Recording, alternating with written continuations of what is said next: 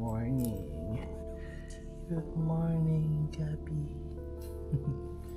Nag-prefer ka na naman.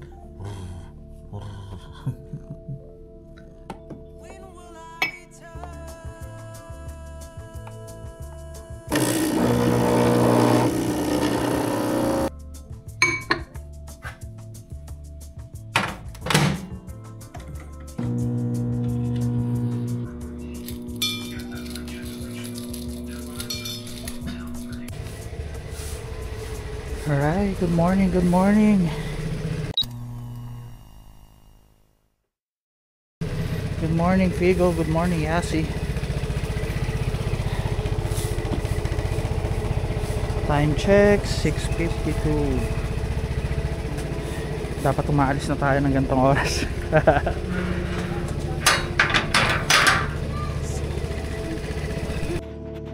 Okay, let's go.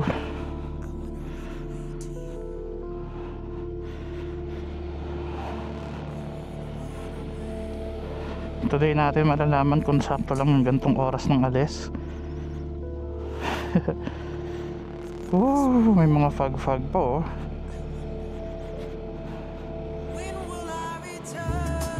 Ang daming estudyante pumapasok na. Okay. Good morning, guys.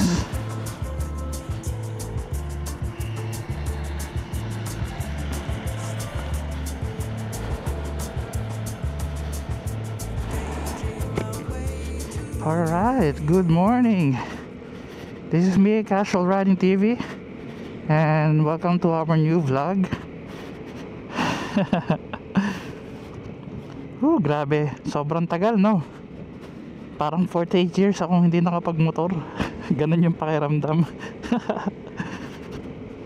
Pag rainy season talaga.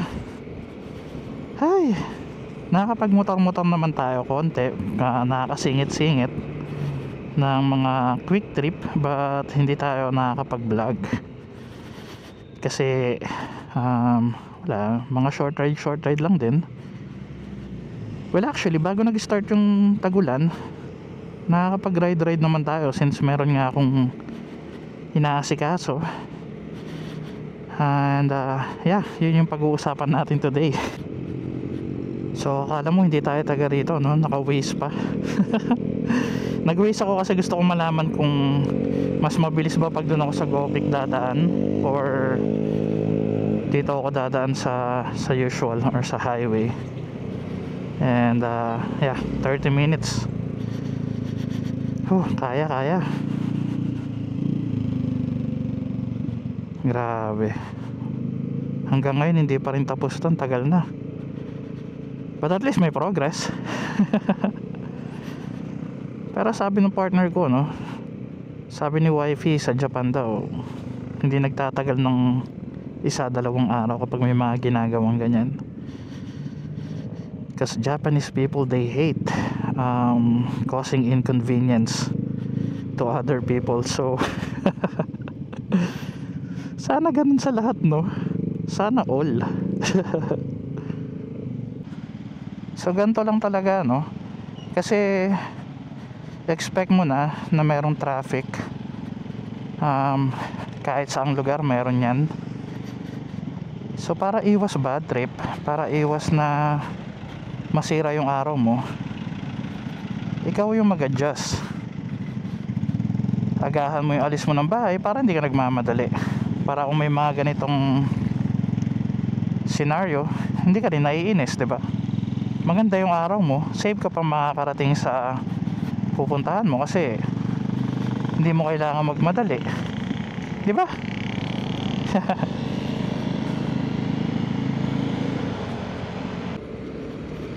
Alright, so for today's vlog, guys, I'd love to talk about myself, mga recent happenings, and yeah, and hopefully makapag-share tayo ng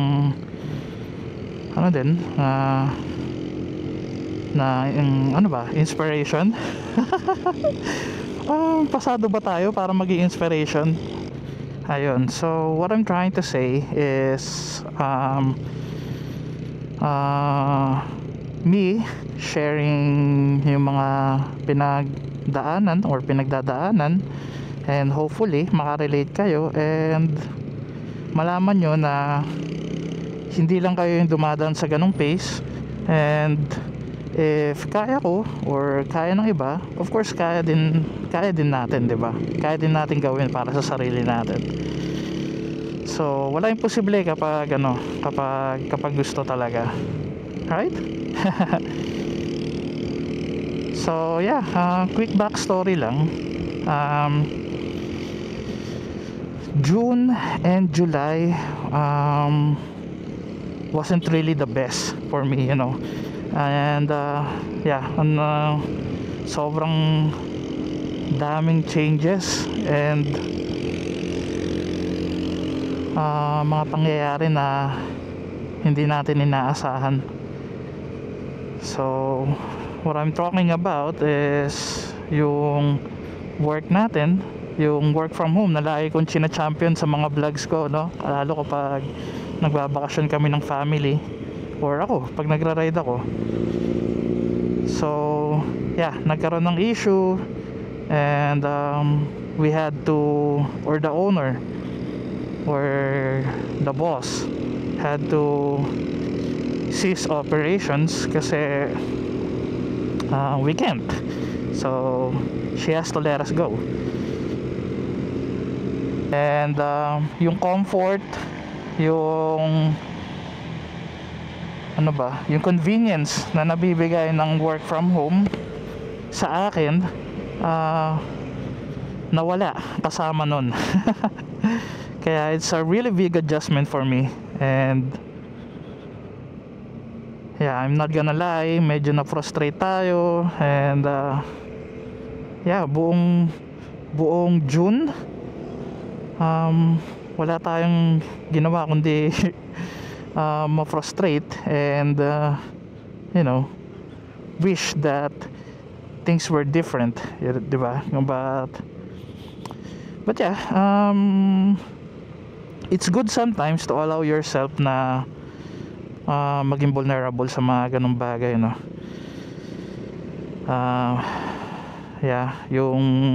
I'd like to thank my partner din as well, because she has been really supportive. She is very supportive sa mga pinagdadaanan natin, and always encouraging me na okay lang yan, kaya mo yan, it's not your fault. Yeah, and I really appreciate that. Of course, dinaanan natin pero hindi natin pwedeng tambayan, no? We don't have the luxury para tambayan yung ganong pace. So we had to look for a new job. And yeah, yun yung ginawa natin. And it wasn't easy kasi noong una talagang work from home lang ang hinahanap ko. But napaka-saturated ng ngayon ng industry sa work from home. Napakahirap maghanap, lalo kung wala kang specific skills or skill set, no? And yeah, and ayun nga, but luckily nakakuha tayo ng work. Actually, nasa second week na tayo ng training ngayon. So yeah, sobrang excited ko na makapag-ride papasok ng trabaho, kasi first time yun na hindi ko ginagawa yun. Nasa Manila tayo, lalakad lang ako nun eh.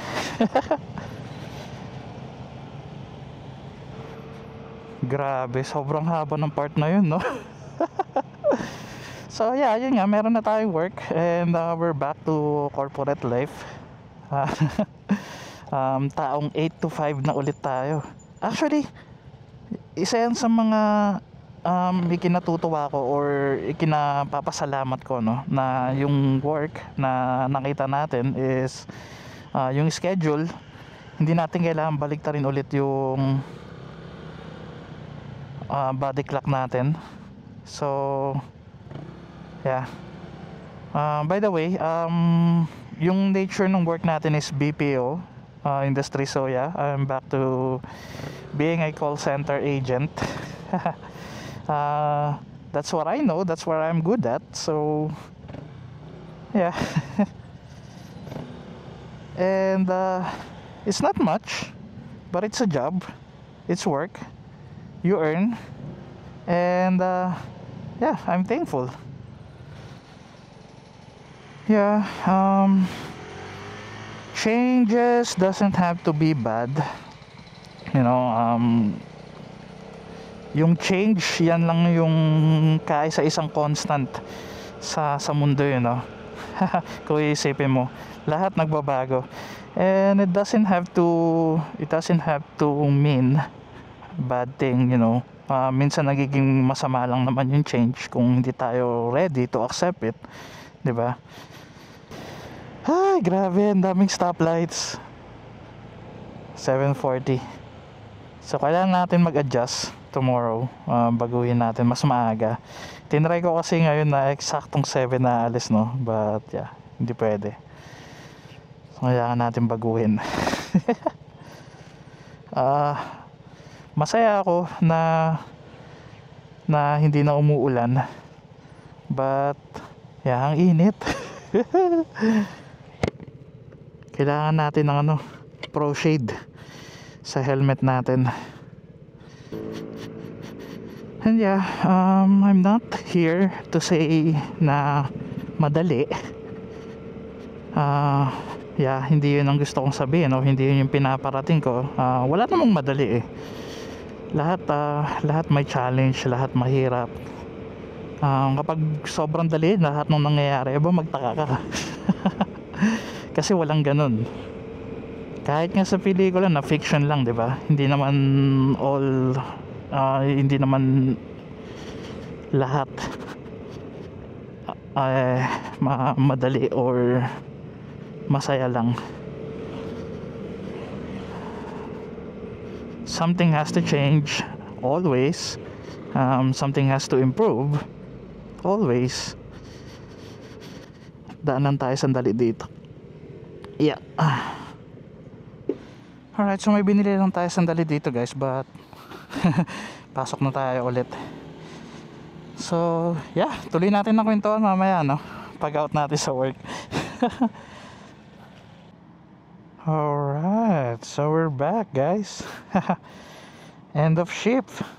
Well, actually kaninang 5 o'clock pa, but may mga ginawa pa tayo sa taas, and may kinausap pa tayo sa HR and stuff. Kaya ayun, na-delay tayo ng 20 minutes. But yeah, uwi na tayo. Check lang natin yung gamit kung kompleto. Grabe, ngayon ko na lang ulit naranasan yung mga ganito. Ito yung mga na-miss ko nung nag-work pa ako sa labas before, or nung bago ako mag-work from home. Nakakamiss yung nasa labas ng bahay, tas nag-out sa work or papaalam ka sa mga katrabaho mo. Alright, let's go. Hindi na rin pala tayo sa maintenance natin, no? Dapat nung last month pa tayo nagpa-maintenance. Nakakatawa, no, na may mga nakakasalamuha ka na ulit sa ibang tao. Parang lumalawak ulit yung mundo mo. Ang ayoko lang is yung ramdam na ramdam ko yung edad ko, no, kasi tinatawag akong kuya.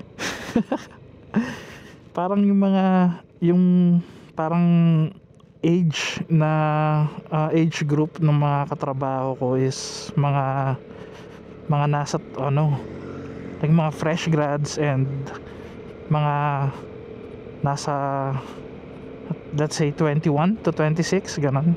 Kahit yung trainer ko nasa ganong age lang eh. So yeah, tas tinatawag kang kuya, ganun, tas pinupo ka. Ramdam na ramdam mo yung edad mo, no? But yeah, nakaka-inspire na pagdating ko sa loob, syempre nag-tour na kami sa production.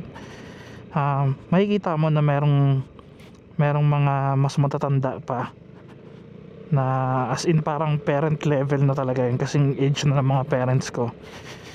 So yeah, it says a lot about the company, no?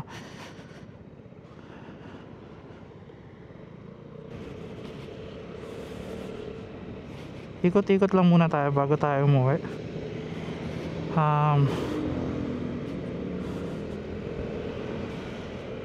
Wala na rin tayong pupuntahan naman, but ayoko lang din na dumiretso sa bahay agad-agad para hindi din sayang yung vlog natin.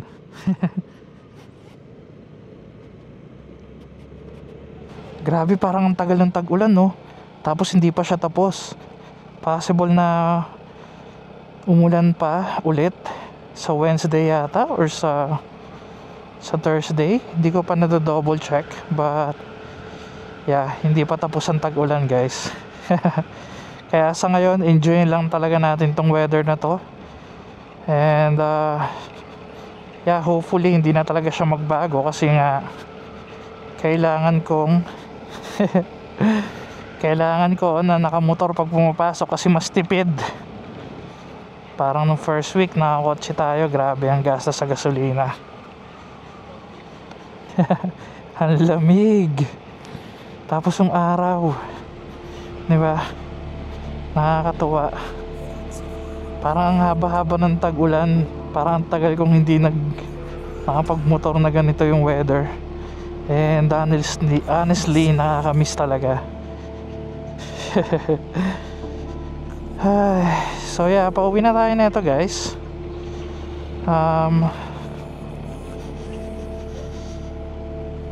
I hope na nag-enjoy naman kayo sa kwentuhan natin. So most probably magiging ganito yung takbo ng vlogs natin. Magiging more on daily vlog siguro tayo, kasi ayun nga, araw-araw tayo nakakapagmotor. May nanonood sa atin. Angas nung R15, no? R15M. Medyo malapit to sa amin nag-work, kasi kayo ng umaga ko pa nakikita to. Try natin siya sabayan. Grabe yung traffic, oh. Tayo sa gitna. Excusez-moi. Ayan, nakasingit-singit tayo. Yan kagandahan ng kapag nakamotor ka kaysa pag nakakotse ka, no? Hindi ka talaga maiipit sa traffic. Okay guys, again, thank you for watching. And if you're new to my channel, please do like and subscribe. I'll end this vlog for now, but I'll see you on the next one. Ride safe and stay safe, guys. Bye. R15M. Ganda, no? Kayo na pa ito nakikita sa SBMA eh. Nakita ito sa 7-Eleven kanina, nag-drive-thru ka, di ba? Yeah. Angas. Taga dito ka lang. Sige bro, thank you ah. Tapakwento lang, nakas eh. Yeah.